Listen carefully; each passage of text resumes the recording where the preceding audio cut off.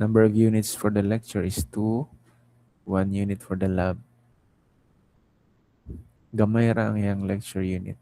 But frankly speaking, in when you do structural engineering not in the school, but by the time you will work, still is difficult. So, but this one is from the CHED. So let us just follow. Because I don't agree with the 2 units for the subject.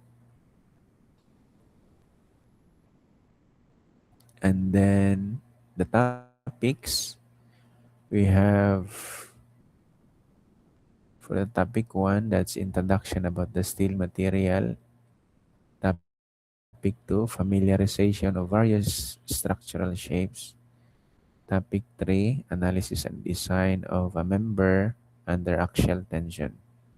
So these 3 topics um, will be discussed today from 9 to 12 a.m. And then the topic 4 is the analysis and design of members under bending. Topic 5, analysis and design of a member under axial compression. Topic 6, analysis and design of a member under shear. Topic 7, analysis and design of a member under combined axial and flexural. Topic 8 is the connection.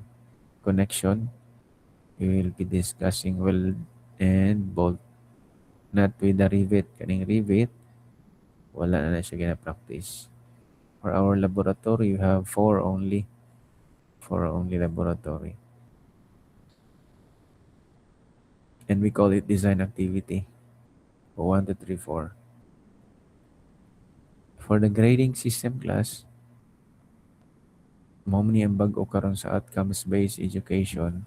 So we will follow this. Ang grade is based sa course outcome. We have we have 4 course outcomes. 1, 2, 3, 4. Ang assignment 1 belongs to CO1.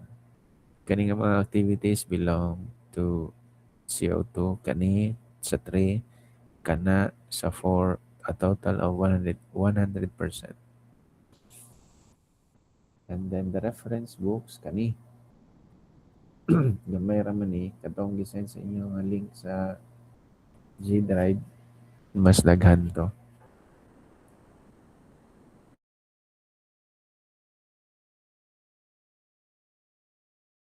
It's difficult even if you are already an engineer or practicing engineer, lisod sa class. Samot na sa academe because we will be dealing a lot of formulas. But do not worry because each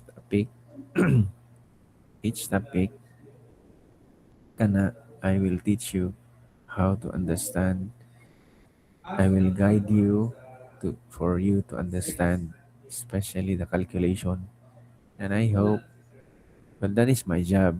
So I'll do my part, and in your part, you do your part as a student.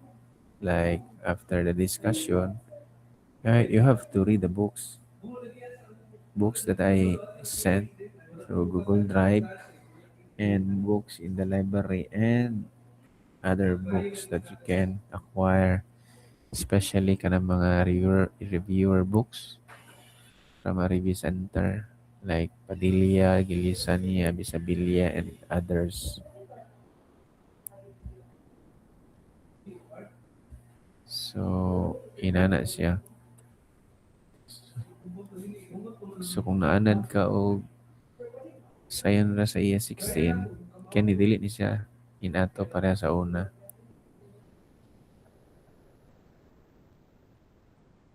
Question about the syllabus. You can talk, ah. You are allowed to talk. For example, while I'm talking and you have a question, pwede ni mo i-ask, may excuse ka, and then you ask. Or, right after, af- right after me talking, you can raise your hand and talk. Since wala man, panayon ta. Sa design activity class kini, natay format. I will give you the format and you will follow that. So, sa pag-eskwela, sa'yo, naging kaayo, just para sa ko ha, just simply follow the instruction, ano lang. Pag ang instruction is, do this assignment and submit at that time, you submit. In alphabetical order class ha, ang papel ninyo, alphabetical order. Isa pa din na sa ato ang mga rules to follow. Para sa yun, buhat ko na para sa yun ra ang pag-record o pag-trace sa mga students o mailhan dayan mo na ako.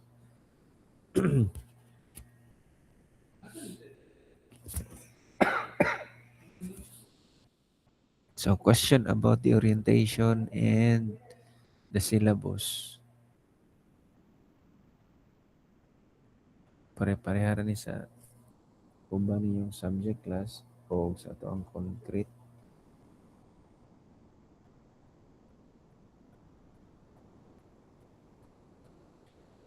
Ako lang i-remind ang kasagaran sa inyo nga students class nga during the conduct of the online class, maminaw po ta. Kanang dili ta magbuhat og something nga di na ta kapaminaw and then pag quiz or kuan na rin mga comment nga kuan di ra ba na ma-change ang grado sa comment, di po na makatabang ang comment sa board exam, and you being an engineering student,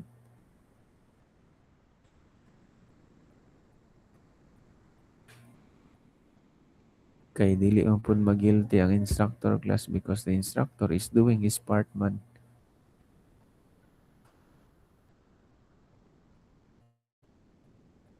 Like for example karon 9 o'clock 18 na to kagaina, i-delay lang na kon check ang attendance. And while checking the attendance, na pud uban na wala, I don't know, busy siguro.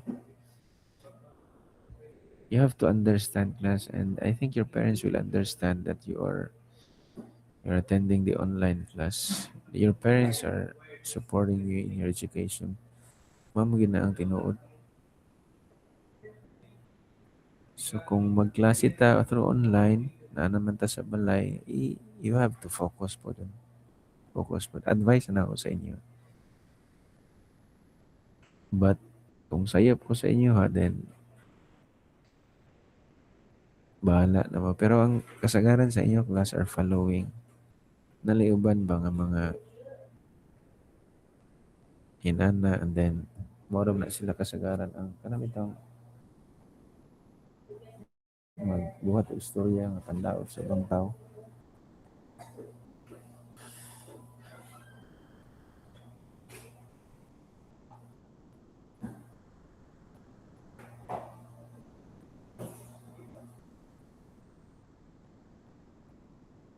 So okay na? Wala na questions sa orientation and the syllabus.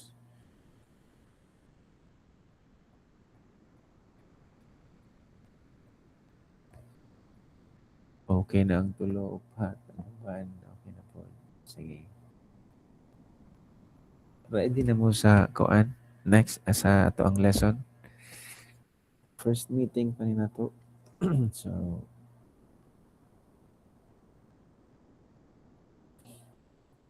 mag ato na gini siya sundan. Lesson. So, a while ago, I sent a message in the Facebook. Facebook kini. These are the assignments 1 and 2. Ako lang i-send in advance.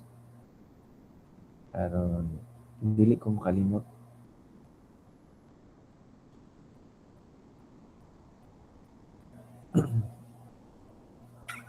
So, kini, this is our topic number 1. For our subject, principles of steel design. Ignore this one because the coding, or yes, the course code for every batch are different. Katong nauna lahi, ang fourth year lahi, ang third year nga kamo lahi pod. Lahi sila mga coding. And then the references that I use for this presentation are the following kana. But it doesn't mean nga kanira po di mo ang basahon. You read all the books about steel.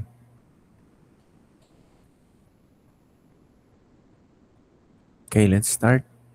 If na may question klasa or comment or gusto istorya, ayaw mo og-react or message kaya di na makita. So, musulti mo. Okay? Makita naman yung screen, di ba? So, mag-start na po. For the principles of the steel, the introduction, for the topic number 1, let us define these terminologies. Structural engineering. In English definition class, it is a civil engineering discipline that deals with the study of a structure that resists loads. Muna siya ang English definition. And so, kung in reality, kung magbuhat ka o poste or balay, imuha man na siyang i-check kung ang imuhang atop, truss, column o beam, footing,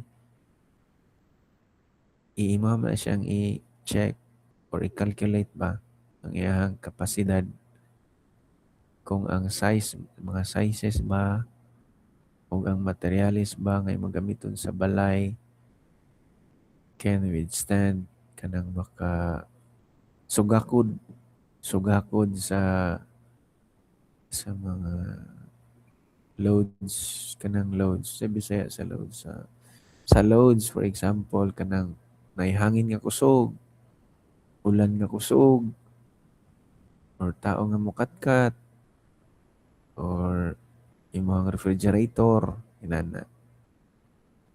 So pag imo na siyang i-calculate, prove nimo nga safe ang imuhang mga structural members sa imuhang balay, then you are doing structural engineering. Mo na siya ang iyang pasabot. There are also other civil engineering discipline. I think kasayad mo ana para ng geotechnical engineering, water resources engineering, engineering management, construction, and others. Next, kaning loads, familiar man ta na kay sugod pa sa ES6, samot na sa theory of structures inyo. So, familiar man ang different types of loads or the different kinds of loads. Like for example, earthquake, wind, dead live, mga equipment loads. Next is the specifications or the design specifications. It gives more specific guidance for the design of structural members and their connections. It, it it presents the guidelines and criteria that enable a structural engineer to achieve the objectives mandated by a building code. So kini siya class are very important information needed in your design or needed in your by the time you will calculate a structure that resists loads when you do civil, you do structural engineering. you need to follow the code of the Philippines, which is the National Structural Code of the Philippines and other codes necessary in your design. Mao na siya ang mga gitawag na design specifications. For example, kasa na kay posting made of steel. Unya para dili siya mataya, butangan mo siya og primer. Na unsa ka klase nga primer mo na yung pasabot nga specify nimo. Primer dayon kana na pong paint na pud niya ana. Example lang na siya. Many others.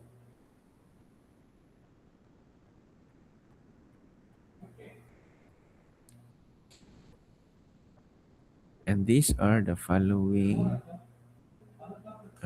examples of structures made of steel. Familiar man mo aning magsaysay. This is the Golden Gate Bridge of Butuan City. Color red. Red or orange? Orange siguro ni.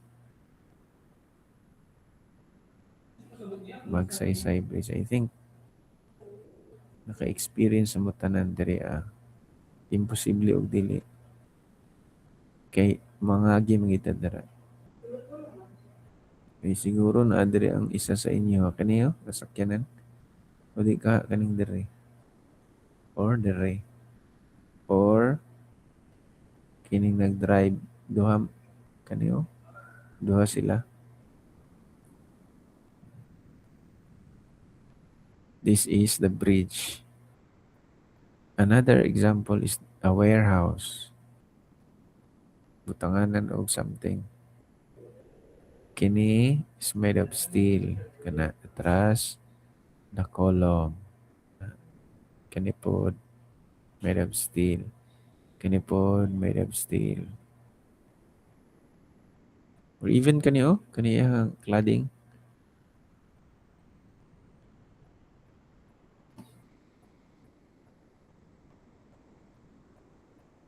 Another example.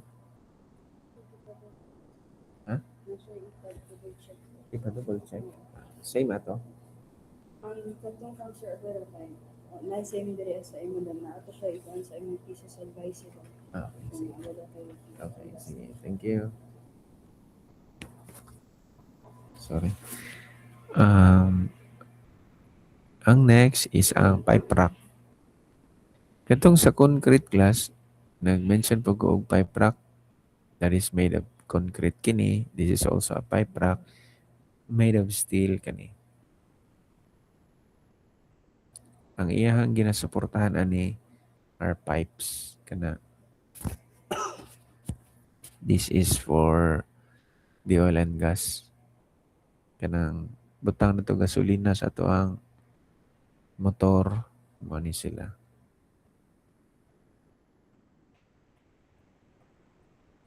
We have this in the Philippines, in Palawan, Malampaya. Malampaya.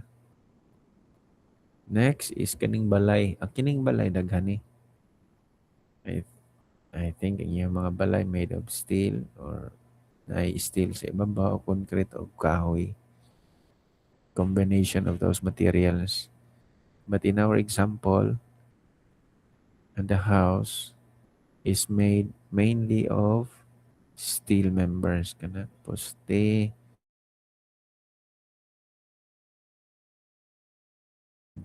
na siya nga member, kining niya po, na sila. Pati atok. Kanang colored roof.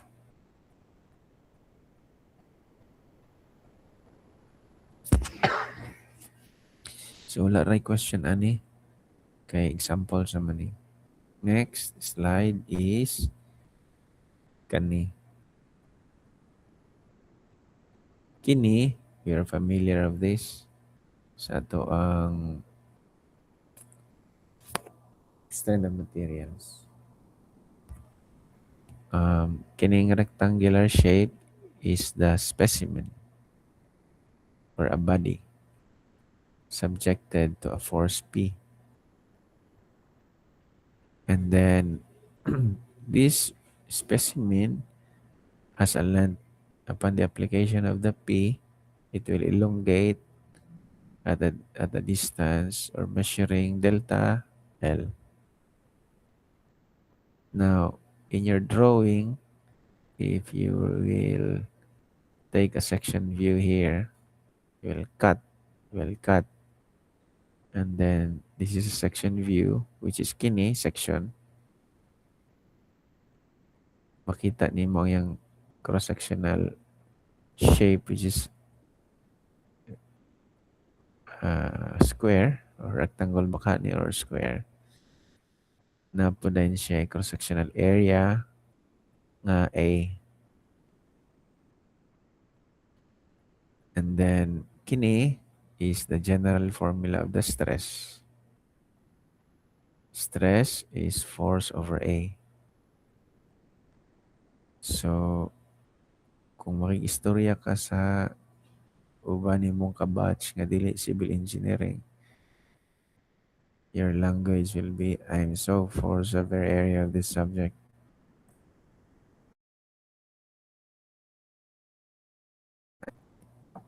That's force over area. Stress. For the strain man di ba? There, actual strain. Strain is equal to this change of length and then divided by the length of the specimen. Okay? It's just a kind of a review. Now, ang steel class, ang steel, ang steel member has a kanang behavior, and then during sa laboratory tests and experiments ni come up o ingon ani in which the vertical is the stress, and then there a strain ang horizontal. Pag apply sa load sa steel member, niya siya stages.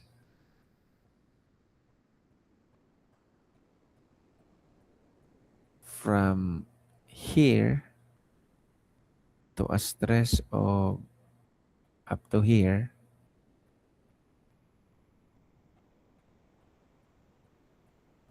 ang iyahang behavior class is elastic, meaning ang steel member pabalik siya sa iyang original form. Dili siya mo cripple, di siya mabahog, di siya mabuak.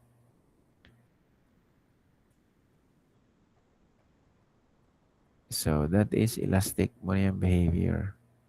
From the ray up to yield point. Yield point. Before siya may yield. Dayon, ang next niya nga mahitabo class is kaning plastic stage. Ay na, note there is a was. Sorry. Kanina elastic. And then, kanang boundary niya before becoming inelastic is the yield point. Yield point. Meaning sa inelastic class, dili siya balik sa original niya nga form. Mapiko na siya permanently. Ano na siya mahitabo sa steel. Dayon from here to dira, gitawag na nila plastic. And then, apay, wagi pagid siya na Up to diri na siya nga buak, nga fail. Mo na iyang pasabot, ani nga drawing. Let us read this one. This is the stress, strain, curve. Stress, strain, curve. Ako lang ni siyang gi-appeal because need na to masabtan niya. Mo ni ang may tabo sa steel member. Basa na tani class. The steel exhibiting this behavior is ductile because of its ability to undergo large deformation before fracturing. Mani ang pasabot. Ductile ang one of the advantage of the steel is ductile. Now, daghan man siya mga sulat-sulat glass na ni siya gitawag para sayon na siya samton, and you can apply it in our designing in the structural engineering. Gi-change nila idealized version of stress strain curve of this type of steel 836. So stress strain curve, maura po ni siya kagaina kani from here up to dira. This is elastic and isa nawala akong cursor. Oh, kini siya nga point is the yield point, di ba? Yield point. Beyond na, dili na siya elastic. Ma-deform na siya o ginahinay. And then, mo reach siya sa FU niya. Maximum tensile strength, maximum tensile strength until such time fracture or mabuak.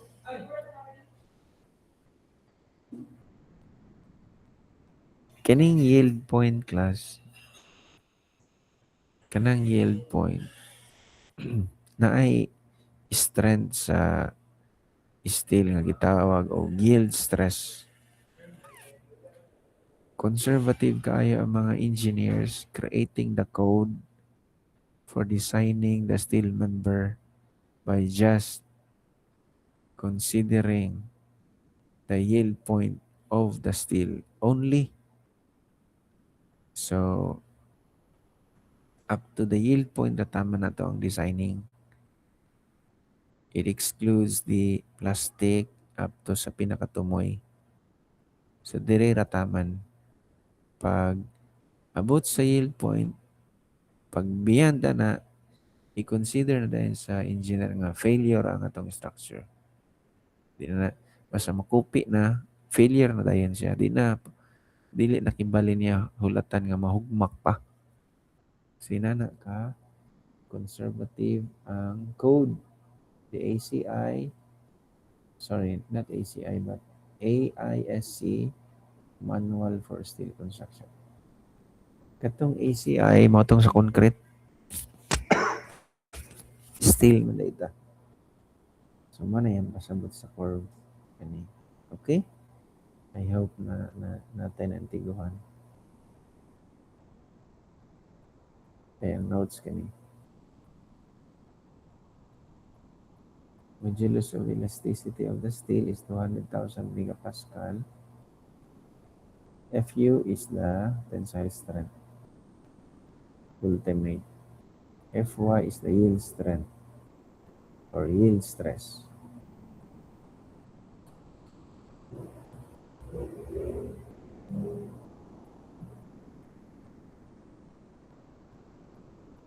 Next. Diri are the kanabitang content kung sa pagkaon pa ingredients. So, muna siya mga ingredients sa steel. The structural steels are grouped according to their composition. or ingredients niya. So for a plain carbon steel, iron and carbon with less than 1% carbon. Plain carbon steel. Low alloy steel is kana na po ang iyang chemical composition. For high alloy, kanina po ang iyang chemical composition. Ato ang gamiton class is kanara. Low carbon steel.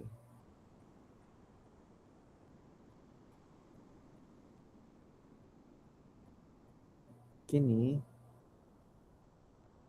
the grades meaning the strength of structural steel are identified by the designation assigned them by the American Society for Testing and Materials, or ASTM. So we have different grades of the steel. Mo nila mga names. A36, A572 or A50, and A992. Ang importante sa to ani class ng mga numerical values to be used in the designing are yield point and the tensile strength. For A36, kanang 36 class signifies that the yield stress is 36 KSI. If you will convert this to megapascal, that's 248 something megapascal. Kining A50 grade 50 signifies the yield strength na 50 kaya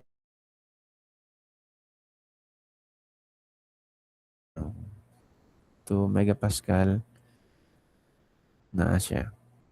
Same with the tensile strength. Atong gamiton class A36. So naray ka diri permi. Pero ano po yung mga structures karon nga gamit ang A50? I was able to design this one. The structure is in Pasadena, Texas, USA. The structure is a combination of A36 and A50 steel members in one analysis using the STAAD. Ang next is from a structural standpoint, the most important properties of steel are na siya property nga yield strength, tensile strength man stress strain characteristics katong stress strain curve natong interpret kagaina. Modulus of elasticity katong 200,000 megapascal. Ductile. The steel is ductile. Kaning weldability, you can connect 2 or more steel members using the process called welding.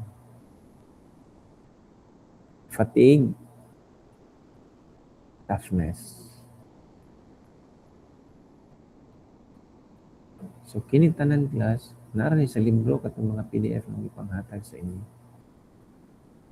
So kailang magka so mana ato ang introduction about steel material. Question.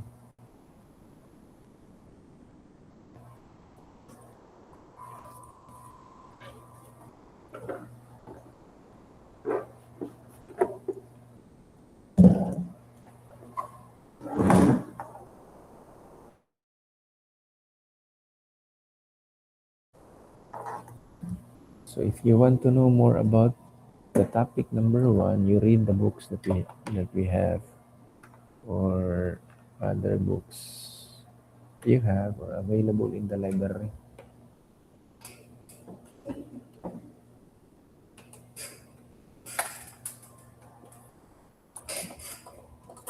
So karon pa lang class, as a student, dapat kanang imuha na siyang mabasa ang tanan theories or kanang concept sa isa nimo ka subject, and then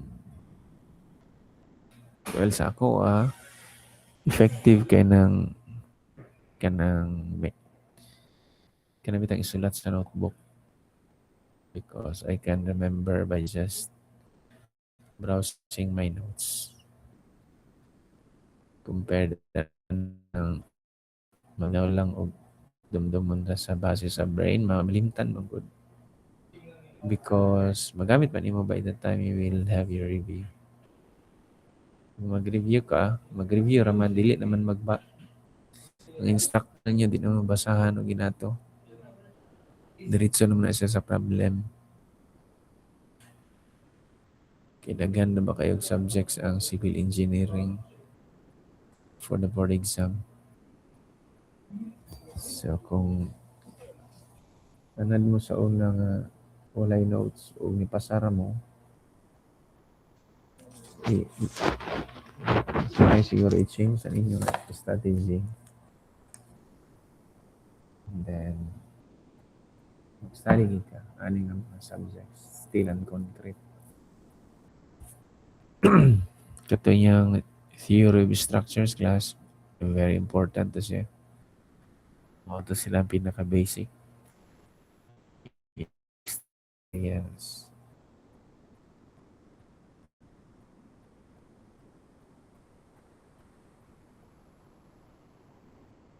Since wala na may question sa kanang topic number 1, proceed na ta sa topic number 2. Okay na? Ready na tanan? Okay, ready na sila.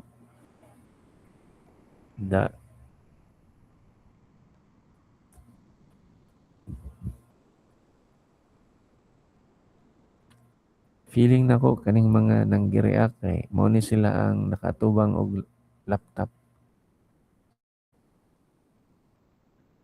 Ang lingkod nakatubang. Katong mga nanggi-cellphone kabiyahe og uban pa. Otong lisod i-react siguro. So, anyway, dili na ta sa topic number 2. Familiarization of various structural shapes. These are the references I used for this presentation. Kaning course code, ma-change niya according sa curriculum ninyo. Hindi na naka-change na. So, let us start. Now, since ang title is structural shapes man, so you will expect na structural shapes wala nga itong ipakita dari. Now, according sa according sa ato ang references. AISC Manual for Steel Construction, in which kini is under we have these shapes. The W shape for the wide flange. We have the M shape. Any questions sa PICA section? What's the difference between that and this? The dimensions ang answer na class. Dimension and kaning mga letter bitaw. Naman na siya equivalent yung mga numbers.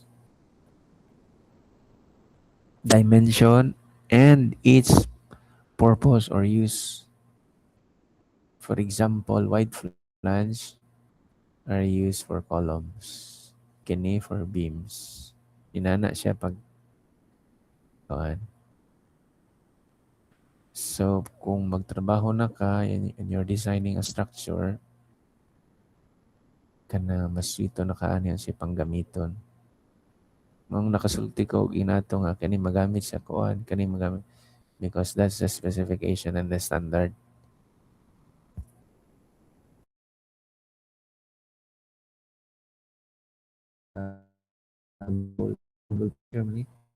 I think nakakita na mo yung mga shape.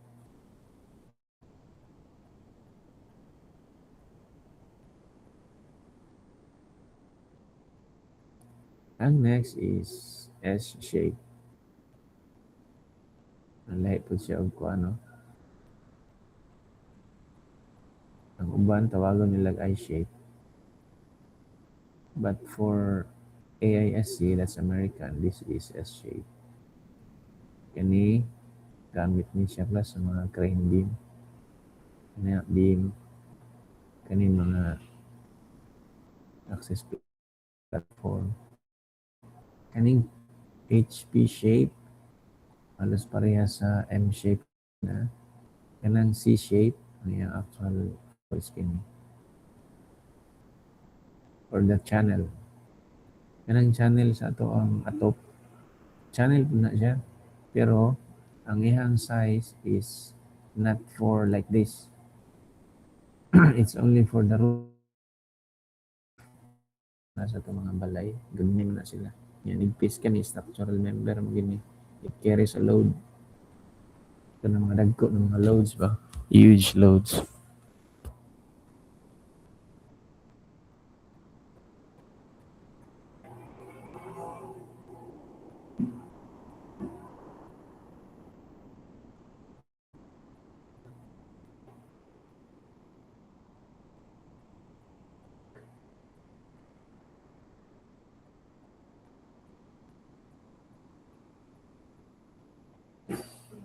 Ang next is kaning angle. Kani, I think makita ba mo aning angle siguro sa inyong coral or sa inyong mga roof truss angle bar. Na idaw ka klaseng angle equal and unequal legs. Kaning equal class it means kani ang length is same dere, length and thickness are the same. Pag unequal, kani nga picture mismo, dako ni siya gamay ni.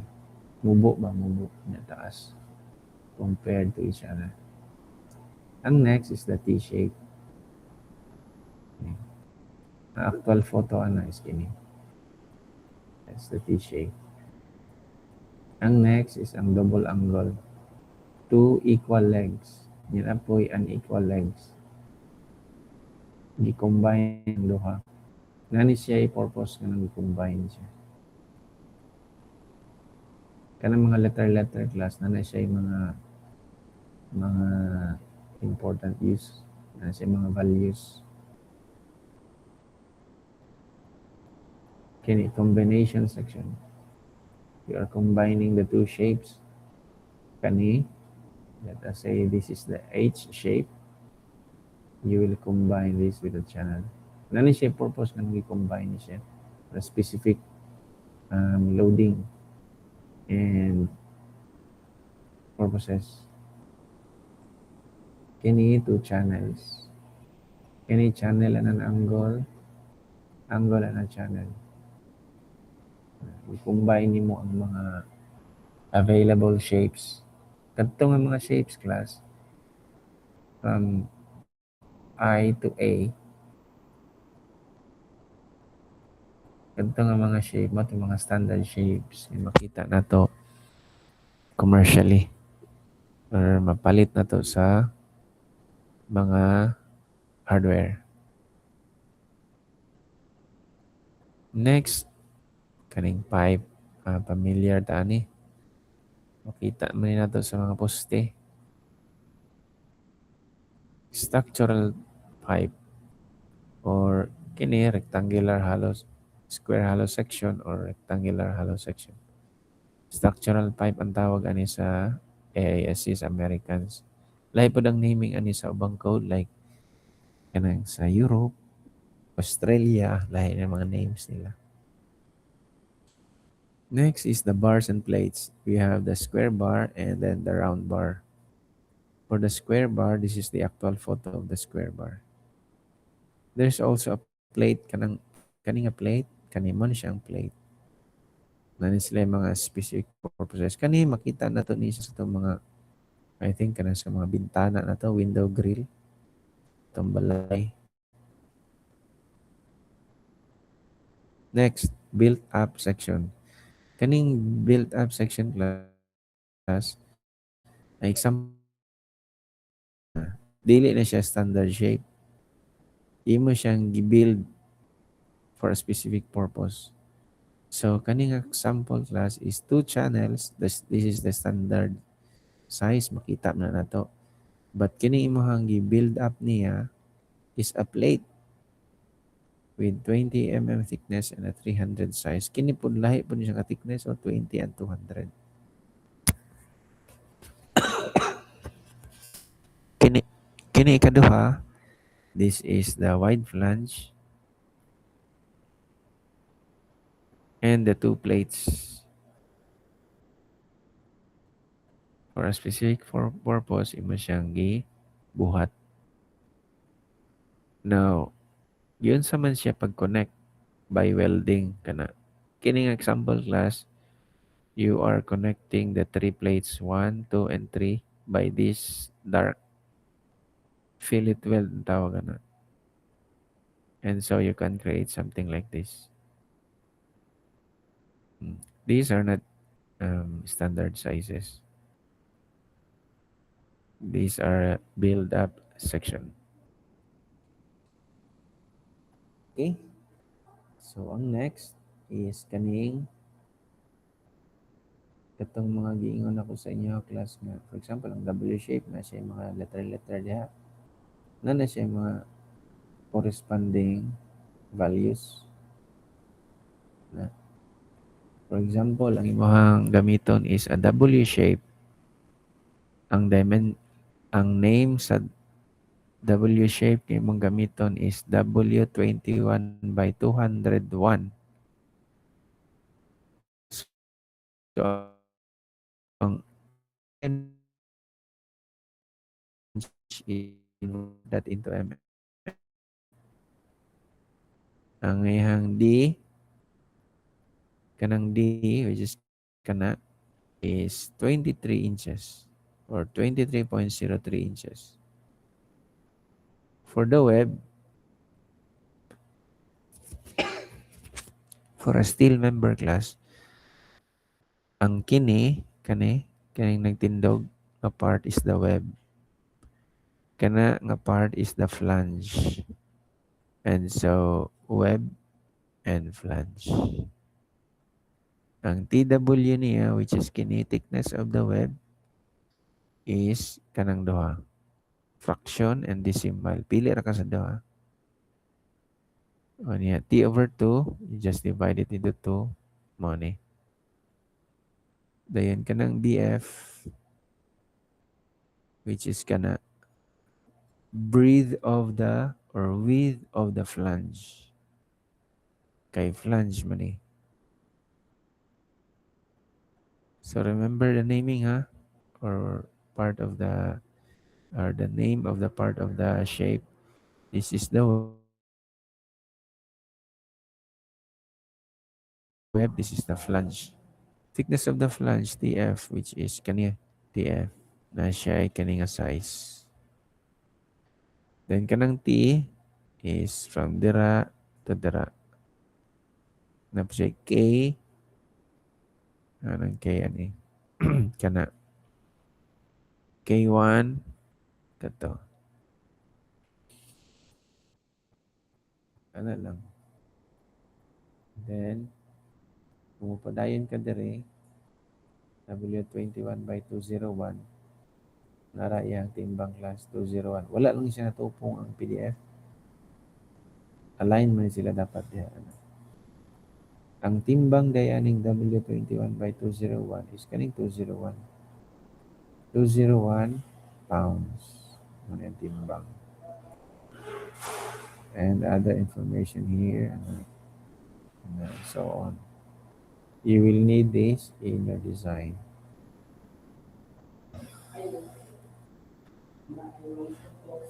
Okay?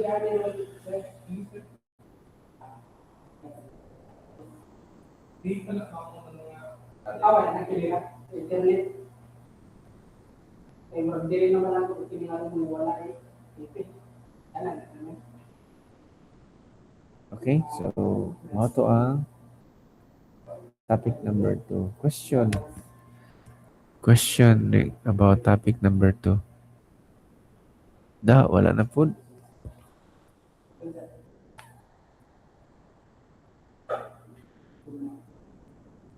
Since wala, if you will look at the kung padayon ta, if you will look at the reference books that we have, kung gi-download na ninyo, but I think na-download na ninyo kay mga diligent mga students and mga buutan.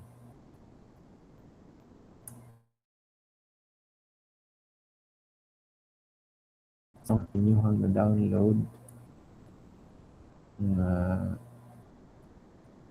PDF files, NCM, LRFDA, SC manual, para makita ninyo sila, mga shape ka na. Mag-print na pohon base sa ato ang gamiton when we design something. Kana. Ako lang ipakita sa inyo ang PDF files. Familiar mo na siya. And I believe nga na browse na ninyo. Ang ikaduha na ipakita sa inyo class is kaning NSCP, the National Structural Code of the Philippines. Kini familiarize gid nato. Mag-open ta ni Permi. Now in page 584, the chapter 5 is about, if I will zoom it out, 584. If I will zoom it out, chapter 5 is structural steel. So sa chapter 5 ta, kaning subject, magsigig tanaw. Now our lesson, next lesson, which is topic number 3, is about tension man. So in this page 583, mo ni siya atong mga formulas to use. Dayon, ang atong assignment class, kung makabantay mo, I think nabasa na po ninyo sa assignment number 2 for topic number 3, write the formulas that are related to the topic using the NSCP code. Summarize na ninyo mga formulas to in which you think is which you think are important in our topic number 3. Paranin sa ni sila, you write it. Mo to ang pasabot sa assignment number 1. Assignment. Okay? So yun na kaayo. Well guided kung naminaw ka, pero wala, mag-complain ka. Pero kung naminaw ka class, sayon ra. Complaining will not help you. It will not change your grade at the end, and it will not make you intelligent student.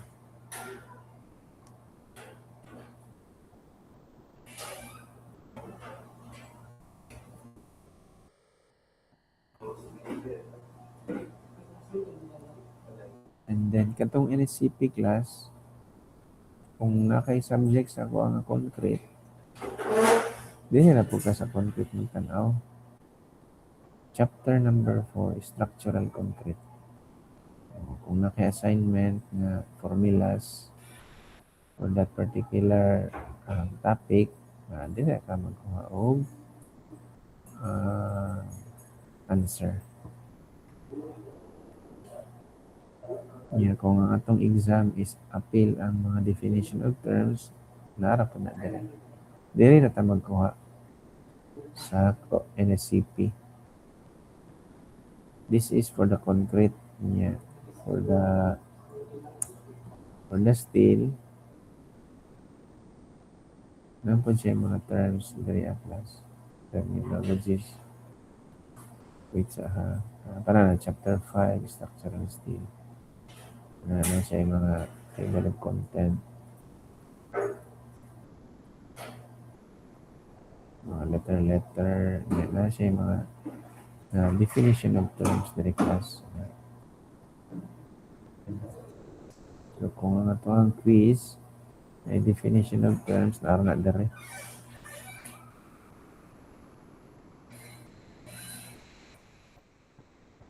Okay na? This instruction about the recipe is same with your concrete design subject.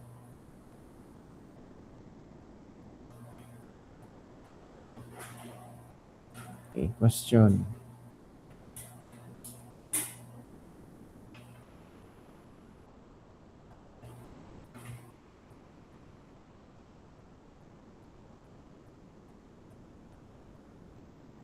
Wala lang naging yapon. Okay kayo?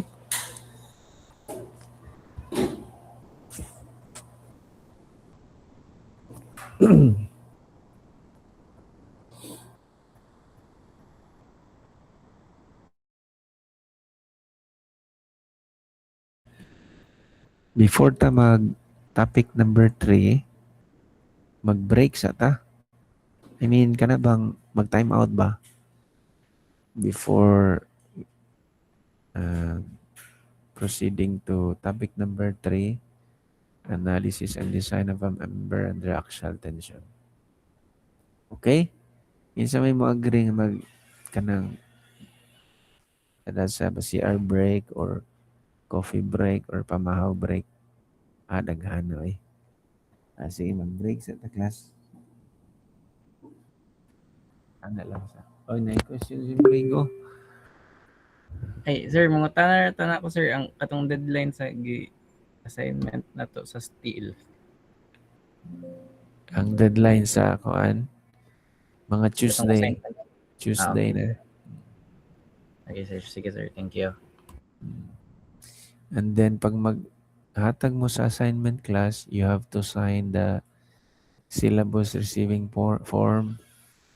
Ang uban na ba kay wala po mo sa iyo ba itong section wala sila nag-sign sa syllabus receiving form. Okay na po. Sako Pero kato mga nang design, okay kayo. Sige na, mag-break sa ta. Mag-time out sa time out. Sige.